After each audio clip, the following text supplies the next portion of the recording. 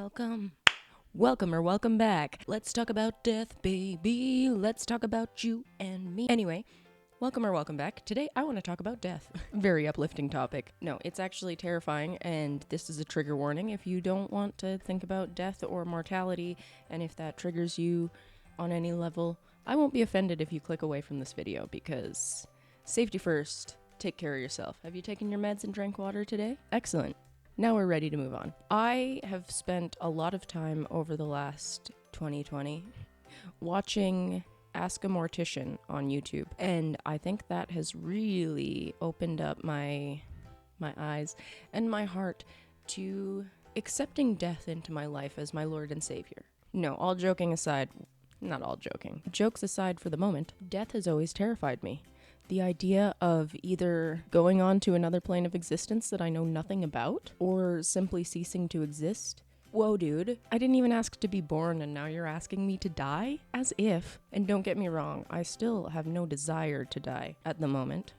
Suicidal ideology, never heard of her. But I've accepted that it's going to happen. And I think in the year of our Lord, 2020, it's everywhere. The climate crisis is still a thing, but we don't talk about it because we're talking about the virus, and the virus is taking people out left, right, and center. But for me personally, coming to terms with death as a concept happened when I started educating myself on the death industry, like funerals and stuff, and understanding what is going to happen to my body and understanding my options in that regard has really made me feel like I have no control over death and when or how it's going to happen, but I do have a say in what happens after, which is kind of bonkers. And it has nothing to do with going to sit in church and reading a special book. It has everything to do with being enlightened on my options. Do I want to go in the ground? Do I want to be cremated?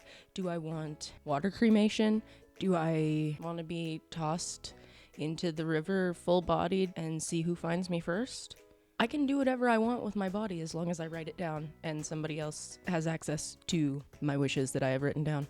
I haven't written anything down yet because I haven't really decided. I think the most eco-friendly way. I don't want to make more of a negative impact on this earth than I already have by living here in the act of dying. So, wherever science is when I pass away, the least impact that I will make on the earth, that's the one that I want. Was that even English? Something I have found that really set me up to be more afraid than I needed to be is that people get uncomfortable when you start to talk about death. And it makes sense. It's an uncomfortable topic because it's a reality that we just don't want to think about because that's not where we are yet. So why give energy to the devil by talking about death? That's what it was in my house when I was younger. My mother, anytime that she ended up in a conversation she didn't want to be a part of, she would say that it was giving energy to the devil because it made her feel uncomfortable. And she had her own stuff going on. She lived with unaddressed psychosis for my entire life, so I don't even know what happened in the 26 years before I was born. So there was a lot of heaven and hell connected to death in my household, which makes sense because Catholic upbringing and whatnot, semi-Catholic, cherry-picking Catholic. Okay, so Catholic. And it was okay to talk about death if we were talking about angels and God, but if it came time to actually talk about hey, when this reality happens, let's talk about that. And the only thing that my mother ever told me about her wishes for after she passed away, I don't know how I remembered it, but I remember during my childhood at some point, Raise a Little Hell by Trooper was playing, and she told me that if she ever passed away, that she wanted that song to be involved in her funeral. And so, what am I gonna do? Ignore my mother's wishes? And people gasped and people laughed. The people who gasped didn't know her. The people who laughed knew her. And it was incredible. That's exactly how she wanted to go out, shocking everybody. She passed away in February of 2015, and I watched her die. I was there beside her, holding her hand. Her best friend, realistically, her only real friend. I don't say this meaning that her other friends were fake and two-faced. I think that this friend of hers knew her and understood her. And I'm really thankful for that because not too many people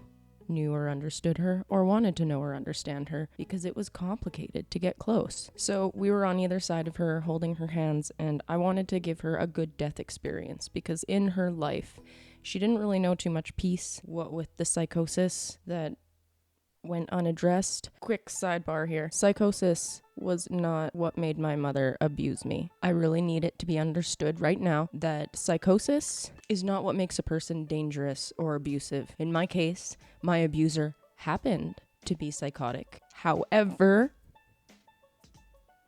we're not here trying to perpetuate negative stereotypes. She was also a raging narcissist, and that had nothing to do with the voices in her head.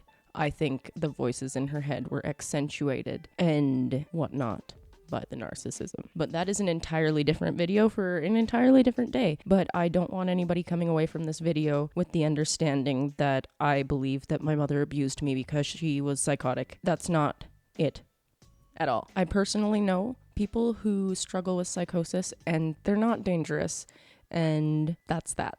But anyway, she did not have a very peaceful life because of her issues, so I wanted her to have a peaceful death because I think everybody deserves to know peace, no matter who they are or what they've done.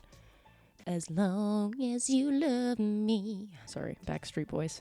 You know how it is. Something that I never understood about death until my mother passed away is that it's over for her. She isn't feeling pain. She isn't feeling confusion. She isn't feeling anything. She just has wrapped up this moment of her existence. Whether she moved on to a different place of enlightenment or she simply ceased to be, it is a fact that I'm gonna have to live with, that my mother has passed on. So that was really the beginning of me processing death. It triggered me for a long time and I could not think about it. And thankfully, now I can think about it. Oh, my dog is coming into the room. Hello, my girl. But I personally feel like I have a better relationship with my mother now than I did when she was alive. And that's because it's a one-sided relationship now. That's kind of how it was when she was still here physically, but it was on her terms. Now it's on my terms.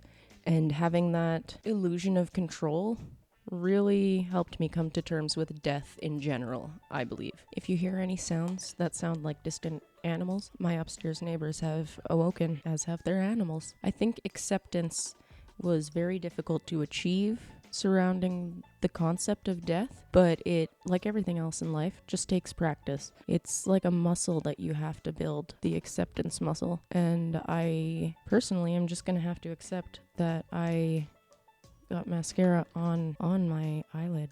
I think for me personally, the idea of death scared the crap out of me for so long because I had no control over my life and I couldn't really see a positive future for myself. So in my mind, it was be here, suffer, die, the end. And for me, that was a huge existential what type of situation. For me personally, once I started actively living my life, like healing from my trauma, it became a lot easier for me to accept the fact of death as something that will happen one day. And I think ignoring death as a concept and telling yourself we don't have to talk about this, it makes us uncomfortable, I think that is just gonna send us all to our deathbed afraid. I don't know about you, but after living my whole life afraid, I'm gonna want a moment of not afraid on my deathbed. And I think we're all entitled to that. And I think we're doing ourselves a great disservice by pushing death under the rug as a thing that we don't have to talk about. It makes us uncomfortable and like we're not there yet, so. But if you don't talk about it, one day you're gonna end up there. It's gonna be time. And you're not going to know what to do, and you're going to be upset. And for me personally, the idea of somebody I love being afraid to die because I was afraid to talk to them about death, that doesn't sit right with me. So personally, I love to discuss death as a concept, and I listen to a lot of murder podcasts. For me, psychologically, it makes sense because I just want to pay attention to somebody else's family drama for a little while, you know? I've had enough of that shit in my own family. So to me personally, true crime is sort of an escape and a way to accept death is a thing, but at least hopefully it won't happen to me like that. And I personally recommend just getting familiar with the death industry. Okay, so this sounds horrible. This is the most 2020 thing anybody has ever said. But in this day and age, death is a really good thing to educate yourself on because it's everywhere. I don't mean to sound like such an asshole, but it really is everywhere. I guess what this whole video is trying to say is if you are nervous about the concept of death, you're not alone, but I think you owe it to yourself to try and desensitize yourself to it so that if one day when your time comes you have time to process it, you'll actually be able to process it. Because death as a concept is trauma, I guess. And if there's anything I've learned about unresolved trauma, it's that it will take the driver's seat if you let it. I have my theories on why we're afraid of death, and I have my theories on why religion exists to begin with. Those two concepts are very deeply connected. I don't know if any of this video made any kind of sense, but I guess I'm just here to say that I used to be so afraid of death, and now I don't want to die, but I have accepted that it's going to happen, and I'm tired of not talking about it. I just think that if we staple our mouths shut around the topic of death, we're all gonna have a really bad time when it comes knocking. So I'd like this channel to be a death positive place for people to hang out, and I really hope that in some way that this video might have eased your fear a little bit by telling you, hey, you're for sure gonna die someday. I'm so sorry. No matter what happens, we have no control over it. And for me personally, that was a big anxiety thing for a long time, and now I can't do anything about it, so I'm trying to live an accepting life. What are your thoughts on death, dying, and the deceased? I would love to hear from you. Let me know in the comments, and let me know if you also watch any death-positive channels that I haven't heard of yet. I literally watch Ask a Mortician, but I would love to know who you watch. I assume there's more than just Caitlin Doty out there. Thank you so much for watching. Don't forget to be kind to yourself and others today, and it's been deadly. I'm so lame.